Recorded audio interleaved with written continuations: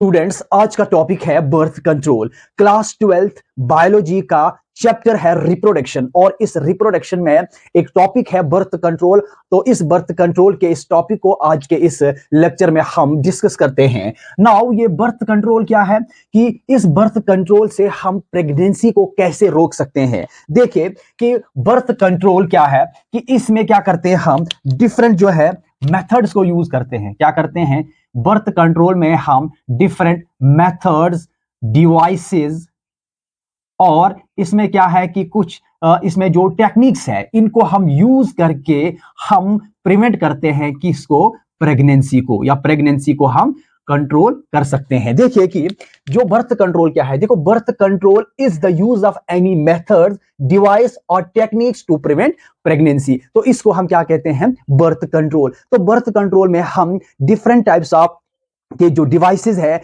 या मेथड्स या टेक्निक्स को यूज करके हम प्रेगनेंसी को रोक सकते हैं। नाउ यहां पर देखिए आप कि ये जो बर्थ कंट्रोल है, इस बर्थ कंट्रोल को हम क्या कहते हैं, it is also known as a fertility control. क्या है ये, fertility control. Birth control is also known as a fertility control. क्या है ये, फर्टिलिटी कंट्रोल भी कह सकते हैं इसको हम, या इसको हम ऐसे भी कह सकते हैं फैमिली प्लानिंग। क्या है ये, फैमिली प्लानिंग भी है, या it is also known as a contraception. क्या है, it is also known as a contraception.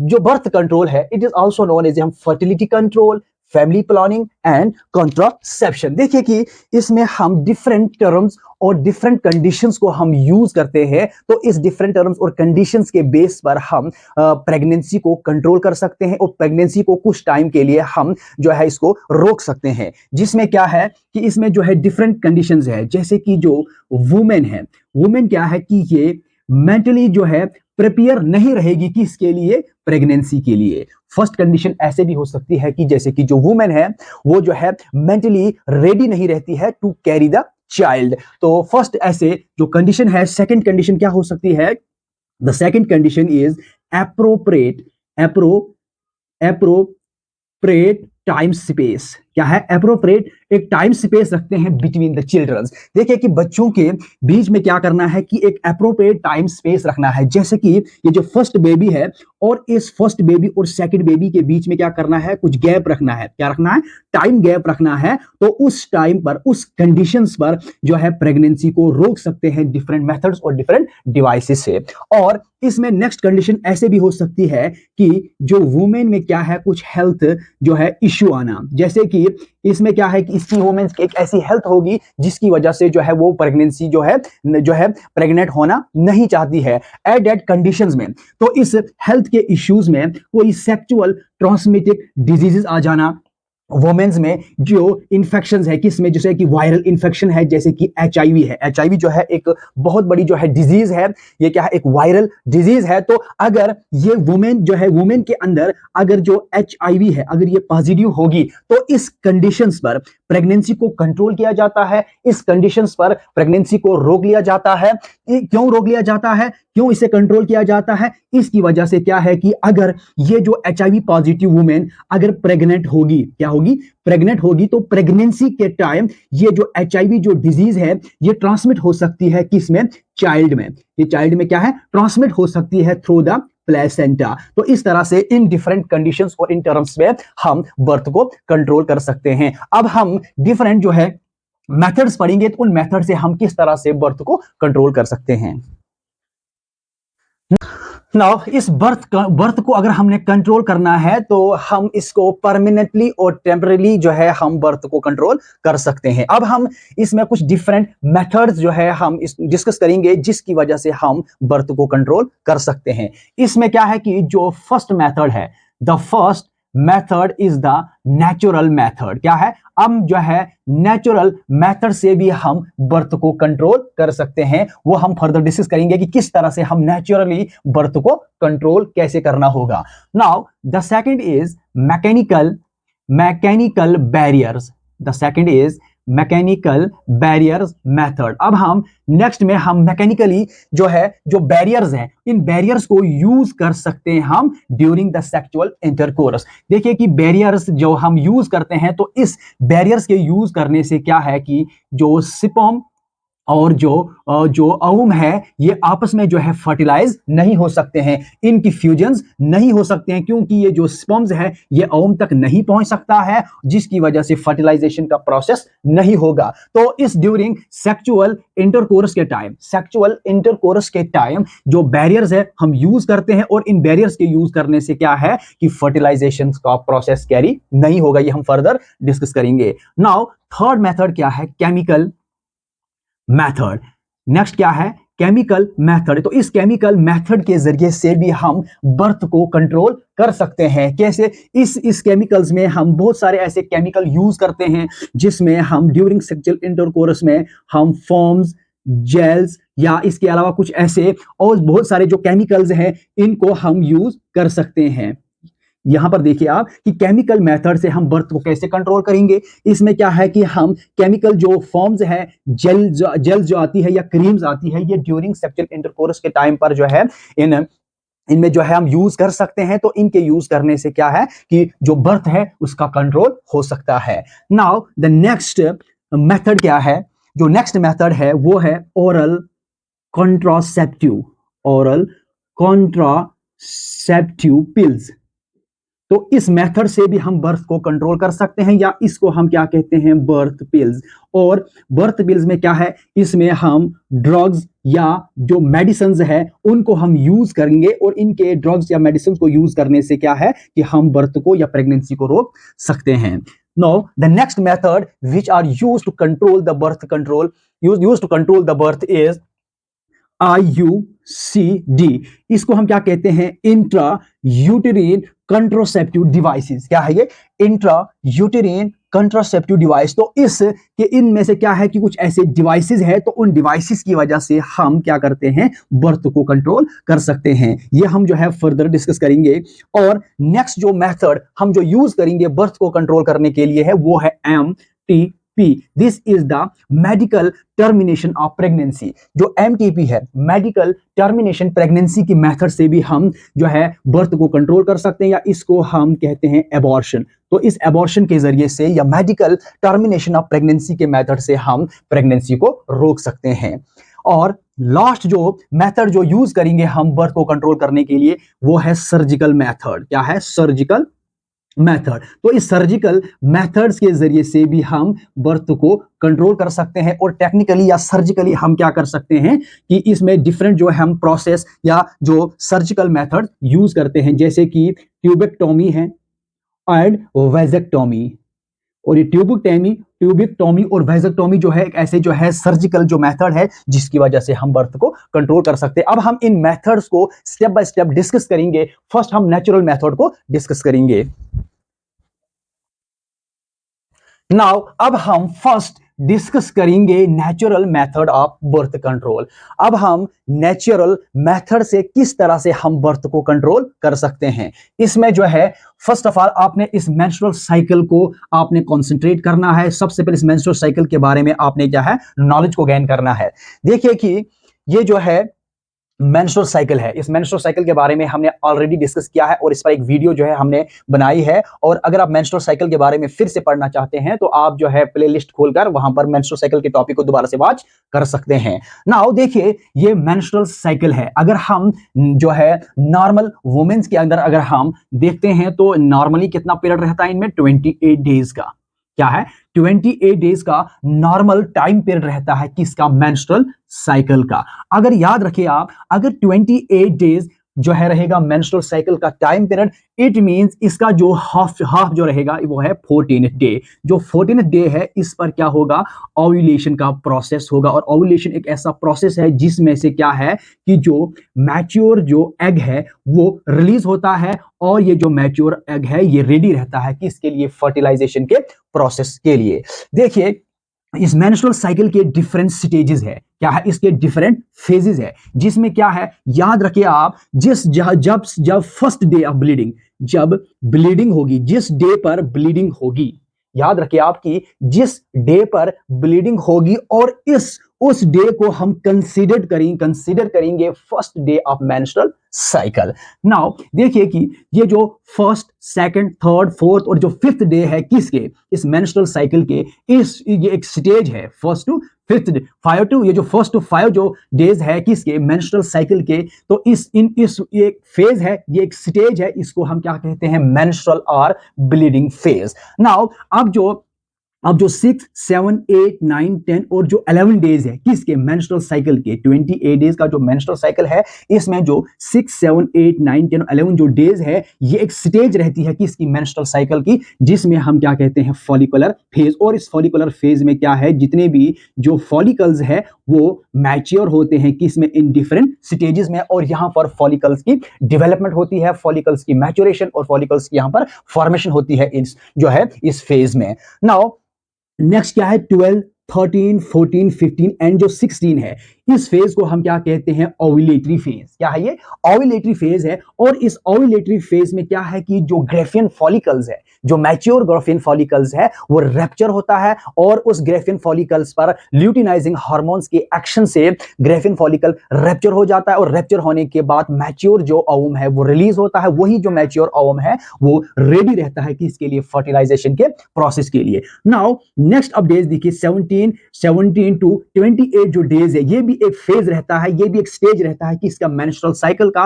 और इस फेज को हम क्या कहते हैं, ल्यूटियल फेज। इस तरह से जो डिफरेंट फेजेस और जो डिफरेंट स्टेजेस रहते हैं किसके, मेंस्ट्रुअल साइकिल के। अब हमने नेचुरली जो है बर्थ को कंट्रोल कैसे करना है, देखिए फर्स्ट पॉइंट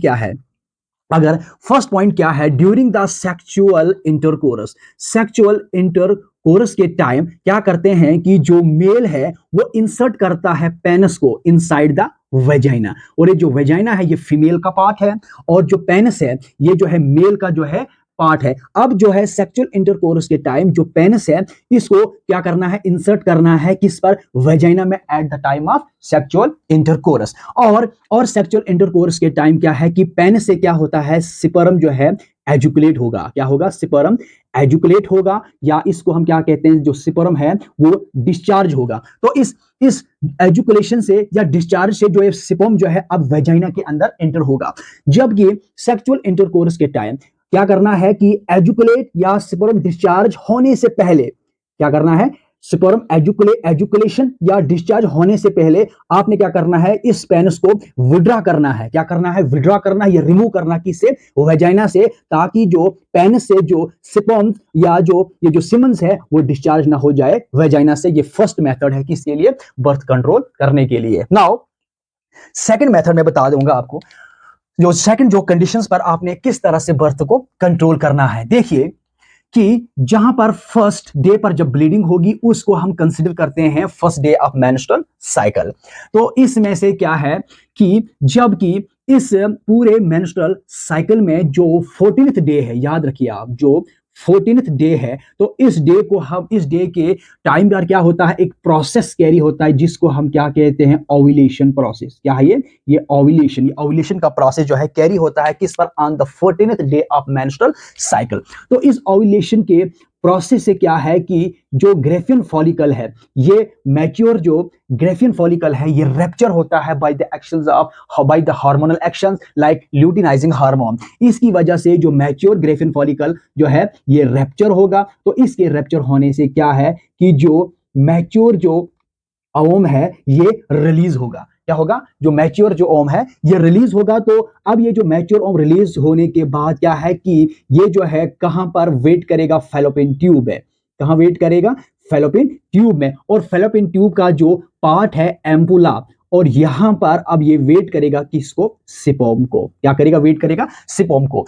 जिस टाइम ओव्यूलेशन हुई और इस ओव्यूलेशन के टाइम ही अगर सेक्सुअल इंटरकोर्स हुआ at the time of ovulation, in days के अंदर अंदर अगर सेक्सुअल इंटरकोर्स हुआ, उस टाइम क्या करेगा कि जो मेल है ये इस पेनिस से क्या करेगा, डिस्चार्ज करेगा, एजुकेट करेगा स्पर्म्स को किसमें, इनटू द वेजाइना।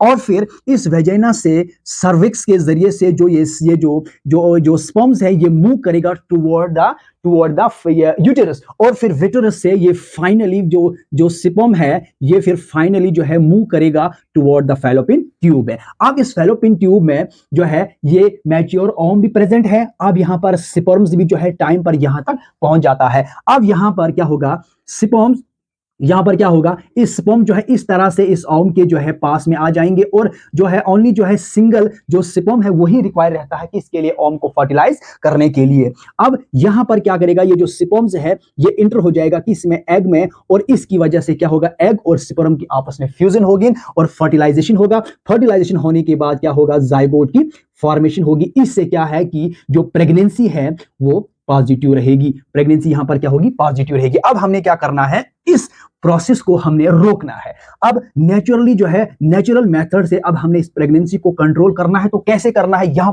पर कंसंट्रेट कीजिए। नाउ देखिए कि जो ये 12, 13, 14, 15 और 16 डेज है, इन डेज के अंदर जो है आपने क्या करना है, सेक्सुअल जो इंटरकोर्स है उसको जो है अवॉइड करना है। समझ आ रही है आपको बात, कि जो 12, 13, 14 और 15 और 16 डेज होते हैं कि इसके मेंस्ट्रुअल साइकिल के, इस टाइम आपने क्या करना है, सेक्सुअल इंटरकोर्स को आपने अवॉइड करना है। इसकी वजह से क्या होगा, क्योंकि यहां पर इस ओव्यूलेशन का जो प्रोसेस है, जो ओवम रिलीज होगा, क्योंकि फिर वो जो है फर्टिलाइजेशन के प्रोसेस के लिए रेडी रहेगा। देखिए सेक्सुअल इंटरकोर्स के टाइम क्या है कि जो स्पर्म जो है वो एजुकुलेट होता है किसमें, inside the vagina of the female में, फिर वेजाइना से सर्विक्स के जरिए जो है यहां पर यूट्रस के जरिए से फिर फाइनली कहां, फैलोपियन ट्यूब में पहुंच जाता है। अब ये देखिए, ये स्पर्म का जो स्पर्म्स है ये फीमेल के जेनाइटल जो ट्रैक्ट में ये सर्वाइव करता है 24 टू 48 आवर्स तक। याद रखिए आप क्या करना है कि स्पर्म जब इस फीमेल के जेनाइटल ट्रैक्ट में आ जाएगा, तो इस फीमेल के जेनाइटल ट्रैक्ट में स्पर्म जो है सर्वाइव कितने जो है आवर्स तक करेगा, 24 टू 48 आवर्स तक। नाउ अब ओव्यूलेशन से जो मैच्योर जो एग है, ओव्यूलेशन से जो मैच्योर एग जो रिलीज होगा, इसकी जो वाइबिलिटी कितनी होती है, इसकी जो वाइबिलिटी होती है वो है 2 डेज। याद रखिए 2 डेज। देखिए कि इस मैच्योर ओवम का वाइबिलिटी 2 डेज है, और स्पर्म का जो वाइबिलिटी है वो 24 या इसको हम क्या कहते हैं कि ये जो सर्वाइव करेगा फीमेल के जेनाइटल ट्रैक्ट में 24 टू 48 आवर्स, और इसके 2 डेज है। और 2 डेज के कंप्लीट होने के बाद जो ये ओवम है ये क्या करता है, ये फिर फर्टिलाइज नहीं होता है। क्या है, ये फिर फर्टिलाइज नहीं होता है, बल्कि ये खत्म हो जाता है, डिजेनरेट होता है।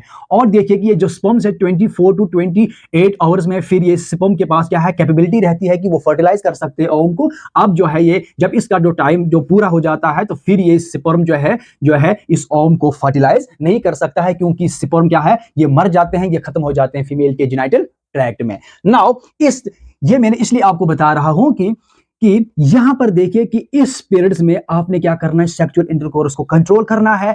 और 12, 13, 14, 15 और 16 जो डेज है, क्या है कि ये इन डेज में क्या है कि जो मेंस्ट्रुअल साइकिल के जो ये डेज है, इनमें 80% क्या है, 80% यहां पर चांसेस रहते हैं कि इसके प्रेगनेंसीज के 80% चांसेस रहते हैं इन डेज में, अगर यहां पर सेक्सुअल इंटरकोर्स रहेगा तो।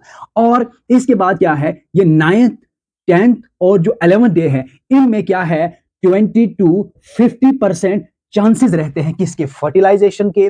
और 17, 18, 19 और जो 20 है, इसमें भी 20 टू 50% चांसेस रहते हैं फर्टिलाइजेशन के। इसका मतलब कि आपने अगर नेचुरल मेथड से अगर बर्थ को कंट्रोल करना है, तो आपने क्या करना है कि जो ओव्यूलेटरी फेज है इसके 2-3 दिन पहले और इसके 2-3 दिन होने के बाद यहां पर आपने सेक्सुअल इंटरकोर्स को अवॉइड करना है। और इस सेक्सुअल इंटरकोर्स के अवॉइड करने से फर्टिलाइजेशन नहीं होगी और प्रेगनेंसी यहां पर क्या आएगी, नेगेटिव। यहां पर आपने सेक्सुअल इंटरकोर्स को अवॉइड करना है। तो इस पीरियड को हम क्या कहते हैं, सेफ पीरियड।